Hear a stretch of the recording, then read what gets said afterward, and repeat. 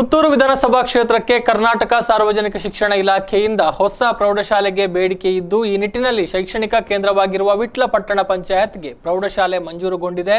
ಈ ಸಾಲಿನಿಂದ ಸಮಗ್ರ ಕರ್ನಾಟಕ ಶಿಕ್ಷಣ ನೀತಿಯಡಿ 9 ಹಾಗೂ 10ನೇ ತರಗತಿಗಳು ಆರಂಭಗೊಳ್ಳಲಿದೆ ಅಂತ ಶಾಸಕ ಸಂಜೀವ ಮಠಂದೂರು ಹೇಳಿದ್ದಾರೆ। ತಮ್ಮ ಕಚೇರಿಯಲ್ಲಿ ಸುದ್ದಿಗೋಷ್ಠಿ ನಡೆಸಿ ಈ ಬಗ್ಗೆ ತಿಳಿಸಿದರು। ಈಗಾಗಲೇ ವಿಟ್ಲ ಪಟ್ಟಣ ಪಂಚಾಯತ್ ಹಲವು ಶೈಕ್ಷಣಿಕ ಕೇಂದ್ರವನ್ನು ಹೊಂದಿದ್ದು ಸರ್ಕಾರಿ ಪ್ರಥಮ ದರ್ಜೆ ಪ್ರಾಥಮಿಕ ಶಾಲೆಗಳಿವೆ।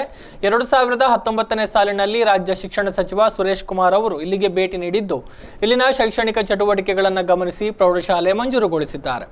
ಜಿಲ್ಲೆಯಲ್ಲಿ ಮಾದರಿ ಶಾಲೆಯಾಗಿರುವ ಇಲ್ಲಿಗೆ ₹1 ಅನುದಾನದಲ್ಲಿ ಹಿರಿಯ ವಿದ್ಯಾರ್ಥಿಗಳು ಕಟ್ಟಡ ನಿರ್ಮಿಸಿದ್ದಾರೆ। ಅಲ್ಲದೆ ಮೂಲಭೂತ ಸೌಕರ್ಯವಾದ ಪೀಠೋಪಕರಣ ಮುಂತಾದವುಗಳನ್ನು ಒದಗಿಸಲಾಗಿದೆ।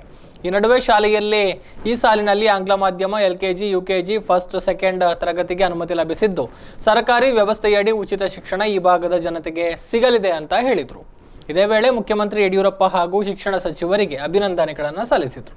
ಪುತ್ತೂರು ವಿಧಾನಸಭಾ ಕ್ಷೇತ್ರದ ವಿಟ್ಲ ಪಟ್ಟಣ ಪಂಚಾಯತ್ ಈಗಾಗಲೇ ಹಲವು ಶೈಕ್ಷಣಿಕ ಕೇಂದ್ರಗಳನ್ನು ಹೊಂದಿರುವಂಥ ಒಂದು ಪಟ್ಟಣ ಪಂಚಾಯತ್। ಪ್ರಥಮ ದರ್ಜೆ ಸರ್ಕಾರಿ ಪ್ರಥಮ ದರ್ಜೆ ಕಾಲೇಜಿದೆ, ಅಲ್ಲಿ ಪದವಿ ಪೂರ್ವ ಕಾಲೇಜುಗಳಿದೆ, ಪ್ರೌಢಶಾಲೆಗಳಿದೆ। ಆದರೆ ಅಲ್ಲಿ ಒಂದು ಕೊರತೆ ಇತ್ತು।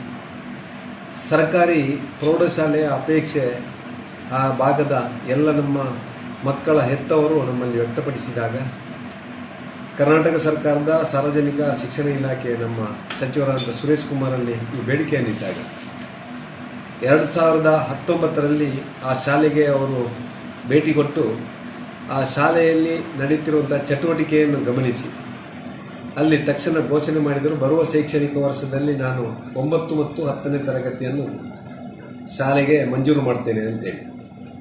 ಆ ಪ್ರಕಾರ ಸಮಗ್ರ ಕರ್ನಾಟಕ ಶಿಕ್ಷಣ ನೀತಿ ಅಡಿಯಲ್ಲಿ 9 ಮತ್ತು 10ನೇ ತರಗತಿಯನ್ನು ಮಂಜೂರು ಮಾಡಿ ಈ ಶೈಕ್ಷಣಿಕ ವರ್ಷದಿಂದಲೇ ಅಲ್ಲಿ ದಾಖಲಾತಿ ಆರಂಭ ಮಾಡಿ ತರಗತಿ ತೆರೆಯಲಿಕ್ಕೆ ಅನುಮತಿಯನ್ನು ಕೊಟ್ಟಿದ್ದಾರೆ। ಇಡೀ ಜಿಲ್ಲೆಯಲ್ಲಿ ಒಂದು ಮಾದರಿ ಪ್ರಾಥಮಿಕ ಶಾಲೆಯಾಗಿದೆ।